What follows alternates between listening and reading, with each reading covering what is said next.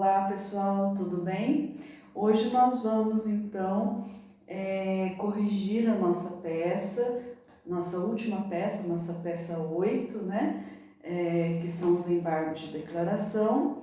E aí eu gostaria de relembrá-los, né, da necessidade aí da verificação dos pressupostos, principalmente do pré-questionamento e do inconformismo, né? Então, inicialmente na peça nós não podemos esquecer, né, de endereçá-la à Vara do Trabalho de Jundiaí, São Paulo, depois pularmos as linhas necessárias, de 2 a 5 linhas, colocarmos o número do processo, pulamos mais 2 linhas, 2 ou 5 linhas, vai depender do espaço que você tem, e aí nós estamos então aqui, né, pelo expressinho limitada, que é, no caso, o reclamado na ação, e aqui ele é o embargante, né? Então, aí nos autos da reclamação trabalhista, que lhe move Robson Alencar, que no caso, né, é o reclamante, e aqui ele é o embargado,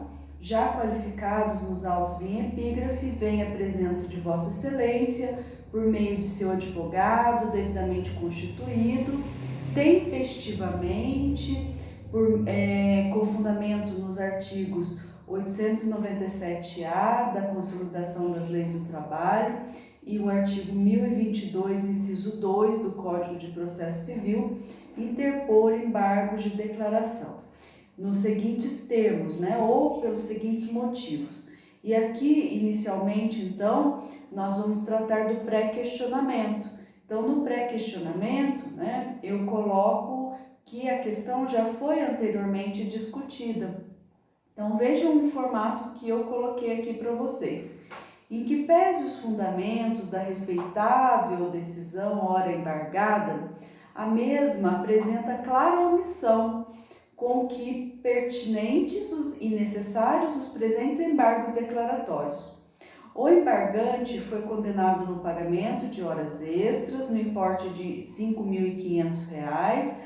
Todavia, o juízo primário deixou de analisar a compensação, que foi objeto de defesa, no valor de R$ 1.300, a títulos de vales, né, feitos pelo embargado, sendo que foram juntados recibos emitidos pelo mesmo.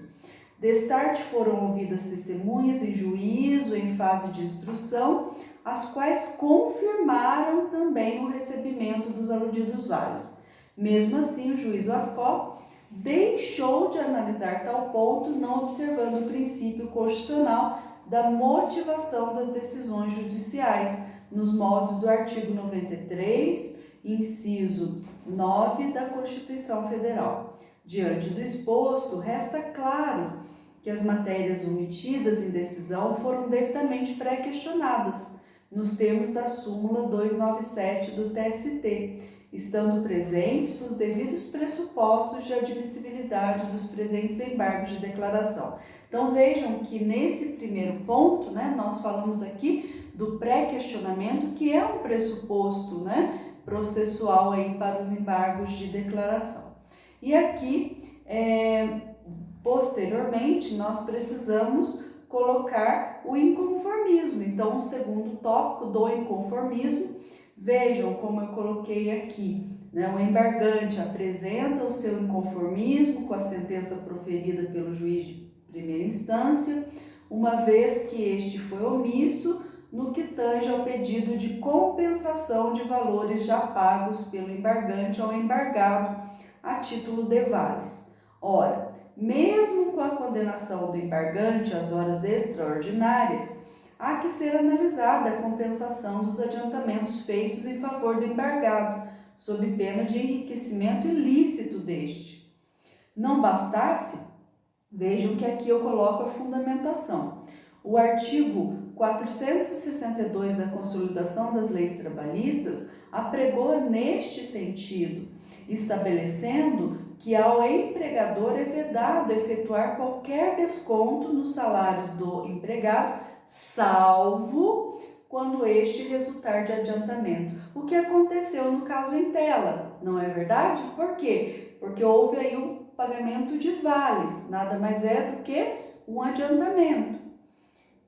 Diante do exposto, encontra-se plena e legalmente autorizada a compensação dos valores pagos, a título de adiantamentos, no caso em tela, dos valores pagos anteriormente ao embargado, da importância de R$ 1.300, o que não for analisado pelo juízo primário, devendo ser sanada tal omissão, para que seja descontado aludido o valor de demais valores de condenação. Por quê? Porque ele foi condenado a um valor, de 5.500. Então, desse valor pode ser deduzida aí, essa importância de R$ 1.300 que já foi pago anteriormente a título de adiantamento de vales.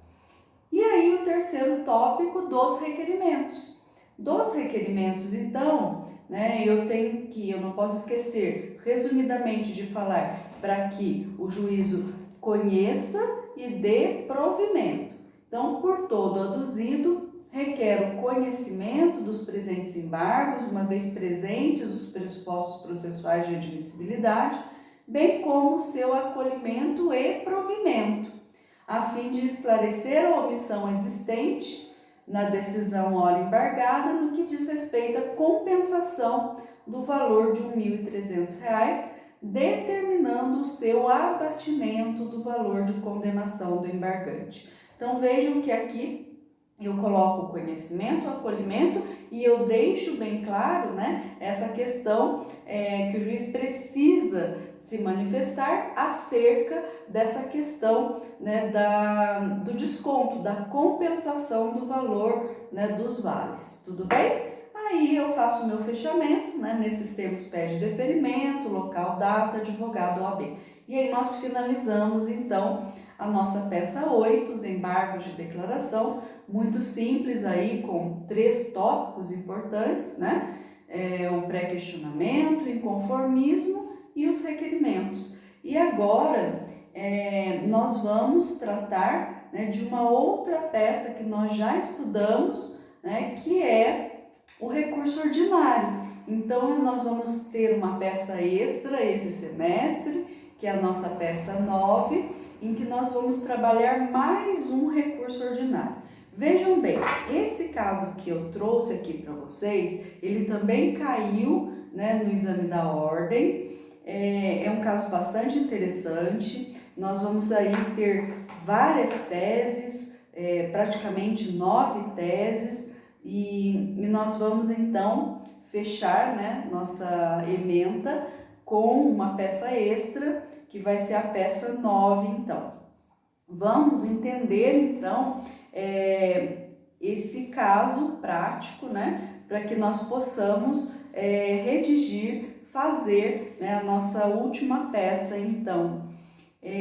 Raíssa trabalhou como técnica de segurança do trabalho para a Sociedade Empresária Mineradora Dinamite Limitada, de 10 de setembro de 2009 a 18 de março de 2017, quando foi dispensada sem justa causa e recebeu a indenização devida pela ruptura do pacto laboral. Tudo antes da reforma trabalhista, entre parênteses, Lei 13.467/2017. Então, aí alguns pontos importantes, A Raíssa, ela trabalhou como técnica de segurança, então ela é a reclamante. A reclamada, a Sociedade Empresária Mineradora Dinamite, o período de trabalho de setembro de 2009, 10 de setembro de 2009 até 18 de março de 2017. Ela foi dispensada sem justa causa e recebeu aí uma indenização devida pela ruptura do pacto laboral, anteriormente, então, à reforma trabalhista. A empregada em questão sempre recebeu salário equivalente a 3 mínimos mensais. Contudo, Raíssa achava que diversos dos seus direitos haviam sido desrespeitados ao longo do contrato laboral. motivo pelo qual ajuizou em 15 de maio de 2017 reclamação trabalhista contra o ex-empregador e a mineradora TNT Limitada. Então vejam aqui que há o acréscimo, né, de uma outra parte. Então, mineradora TNT Limitada, ela ajuizou a ação não só em face da mineradora Dinamite, mas também da TNT Limitada, do mesmo grupo econômico, requerendo diversas parcelas. A demanda foi distribuída para a Vara do Trabalho de Curitiba, recebeu o número 121.314, foi devidamente contestada e instruída, né? Então, aqui um resumo, né, dos atos aí processuais que ocorreram, né, e que nós vamos compor lá a nossa síntese, né? Depois, em sequência, na sentença, haja vista prejudicial de prescrição parcial, o juiz declarou prescritos os direitos anteriores a 15 de maio de 2013. E no mérito, analisando os pedidos formulados, julgou procedente o pedido de ora itinere, deferiu adicional de periculosidade na razão de 30% sobre o salário mínimo, indeferiu a reintegração postulada, porque a autora confessadamente era membro indicado da CIPA, deferiu o adicional de transferência na razão de 20% do salário no período de 5 meses, nos quais a trabalhadora foi deslocada para outra unidade da empresa e teve de mudar o seu domicílio. Julgou procedente o pedido de dobra das férias, porque não fruídas no período concessivo, indeferiu a retificação da notação de dispensa para computar o aviso prévio, porque ele foi indenizado e assim não seria considerado para este fim específico. Reconheceu ainda que a trabalhadora somente fruiu de 20 minutos para a refeição, quando o correto seria 1 hora diante da jornada cumprida. Daí porque deferiu o pagamento de 40 minutos de horas extras com adicional de 50%, mas sem integrações diante de sua natureza indenizatória. Foram indeferidas ainda a verba de quinquênio, porque não prevista na norma coletiva da categoria da autora, a devolução do valor do IPI cobrado parcialmente da empregada no contra-cheque, porque isso beneficia o obreiro e não há vedação legal desta cobrança, o pagamento do vale transporte, porque a empresa afirmou que a trabalhadora não pretendia fazer uso desse direito, e o ônus da prova, que segundo ele convergiu para a reclamante, que dele se desvencilhou com sucesso. Por fim, reconheceu a existência de grupo econômico e condenou a sociedade mineradora TNT Limitada de forma subsidiária, na forma da súmula 331 do TST. Considerando que a sentença não possui vícios nem omissões, como advogado contratado pela trabalhadora, então pela Raíssa, elabore a peça jurídica em defesa dos interesses dela. Então vejam, esse é o nosso caso, é a peça que nós iremos trabalhar. Inicialmente essa peça ela não traz nenhuma preliminar, mas ela traz, né, uma prejudicial de mérito, que é a prescrição quinquenal, e aí houve um erro do juiz com relação a isso, né, porque aqui deixa bem claro que a ação foi ajuizada em 15 de maio de 2017 e o juiz ele considerou aí prescritos os direitos anteriores a 15 de maio de 2013, quando o correto seria 15 de maio de 2012, 5 anos, né?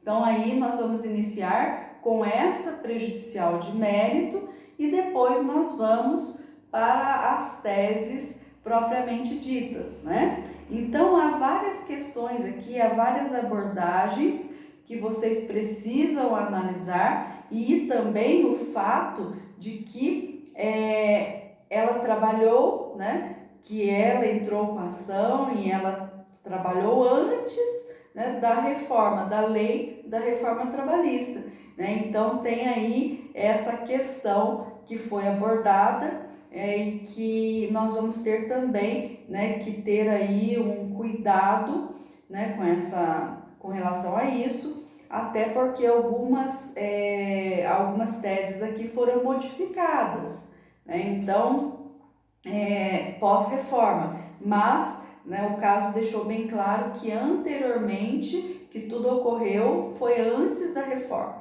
Então, na verdade, né, o juiz aí tem que analisar anteriormente a reforma. Então, nesse caso, essa questão também da mineradora, né, que também foi colocada aí no polo passivo.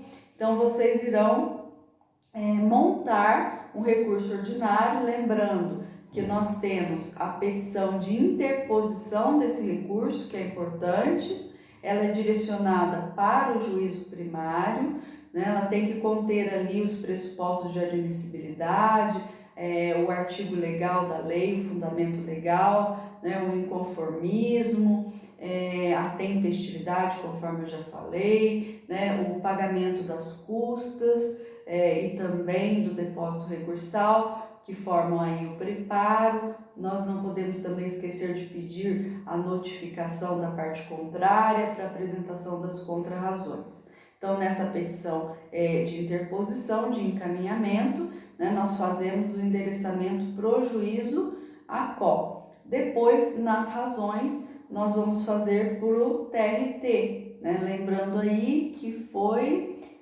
para Curitiba, né? Então, nós precisamos fazer para o TRT aí, né, do Paraná. Outra questão importante, que nas razões, então, nós vamos abordar várias teses, a iniciar, então, né, pela prejudicial de mérito, que é a prescrição quinquenal, que não foi devidamente analisada pelo juiz. Depois nós vamos também, né, verificar as demais teses aqui constantes no caso. Então, nós vamos verificar, né, com relação aí que a hora itinere, ela está correta, né? Então, o juiz julgou aí corretamente. Outra questão também que ele julgou corretamente aqui, no caso, a questão aí da dobra das férias, porque elas não foram fluídas, né, no período concessivo. Então, isso não há que ser rebatido, que ser rechaçado, porque está correto, né? Então, nós vamos verificar aqui apenas os pontos aí, né, a serem rechaçados mesmo, né, que não estão corretos. Uma dica aqui para vocês, o adicional de periculosidade, ele foi no percentual de 30%, estipulado, né, no percentual de 30% sobre o salário mínimo, mas o salário mínimo não é a base, não é verdade? É o salário dele. Então, no caso, é o salário, né, é o salário do empregador, no caso, o salário da Raíssa, tá?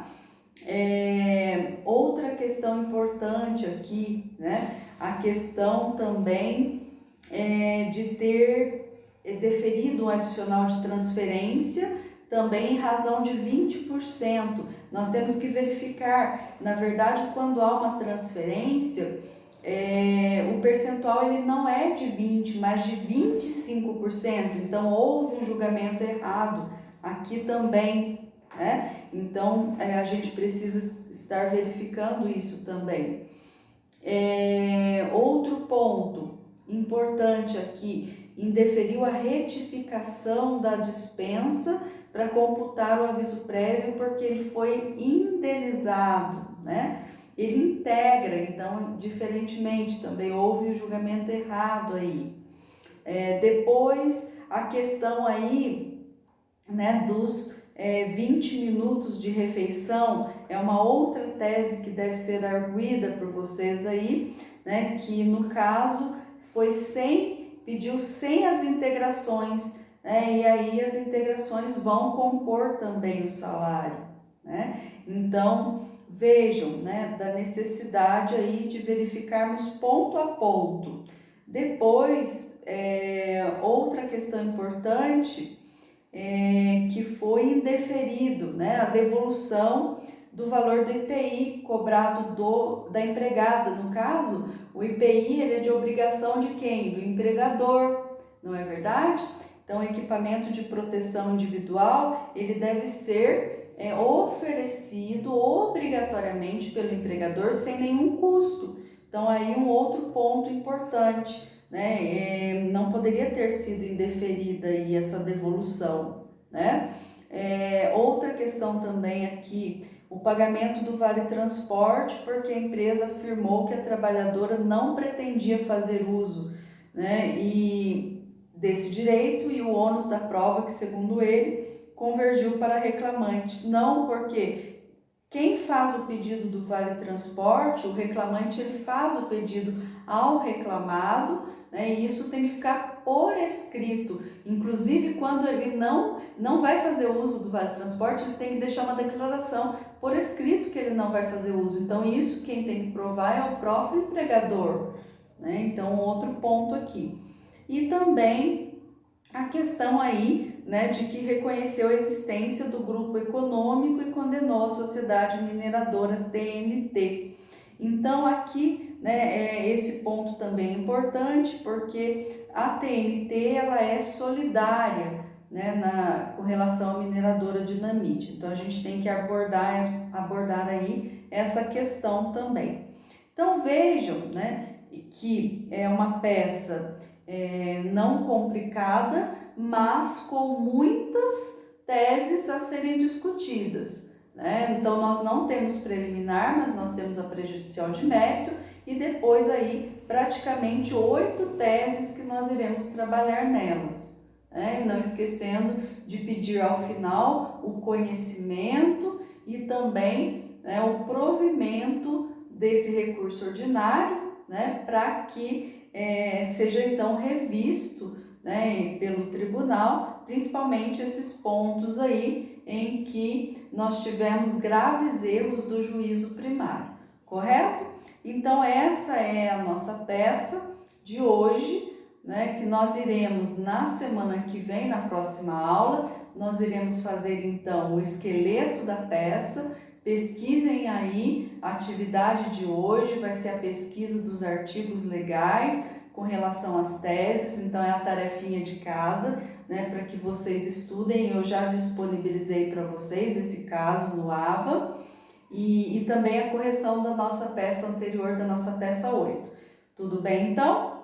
Então na próxima aula faremos o esqueleto da peça e vocês farão aí essa parte de pesquisa, né, dos dispositivos legais a serem utilizados durante a peça, ok? Um abraço, fiquem com Deus, até a nossa próxima aula. Tchau, tchau!